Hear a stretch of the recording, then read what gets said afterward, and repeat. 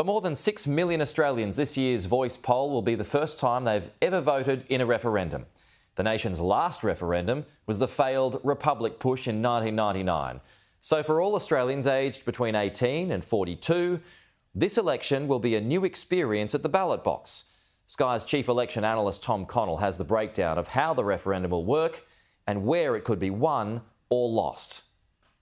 People will be asked one question at this referendum. It's a longer version of this, whether they approve of an alteration of the Constitution to recognise the First Peoples of Australia by establishing an Aboriginal and Torres Strait Islander voice. It's become known as the Indigenous Voice to Parliament referendum. You can vote as you normally do at a federal election, in person on the day, pre-poll or by mail. You need to write yes or no. However, the AEC has clarified other answers can be accepted. That's according to previous laws and court rulings on referenda.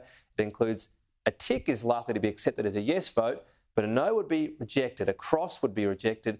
That would be considered an informal vote. The history of referenda in Australia is well known. They usually fail. 8 out of 44 have succeeded in the country's history.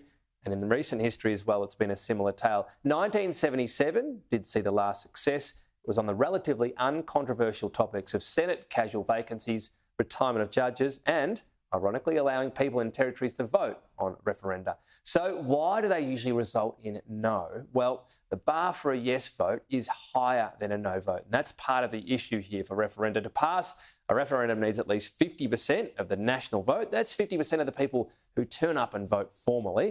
It also needs a majority of the states. In Australia, that, of course, means 4 out of 6 states. So a higher bar than a no case. Those in the ACT and NT, by the way, your vote is counted, but only in the national tally. So if the national vote is majority yes, but the states are 3-3, the referendum actually fails. The no case wins out in the event of effectively a tiebreaker. This has often been the case in Australia, a national yes and a state-by-state not 4 out of 6. And that could be the case when we look at news poll intentions of Australian voters. The national vote is close.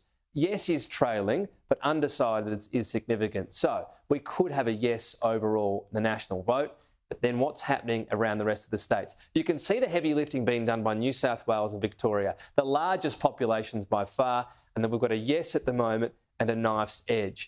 But when we look at the rest of the states, it's only South Australia, in terms of yes leading the way. The rest of the country, pretty significant margins towards the no camp. So in other words, if we assume everything goes well from the yes camp and they win New South Wales, Victoria and South Australia, they have to flip one of these 3 states to be able to get, or at least one of those 3 states, to be able to be successful. And they're pretty significant margins to overcome. The trend hasn't been their friend. The result, though, is seen as up for grabs for one big reason.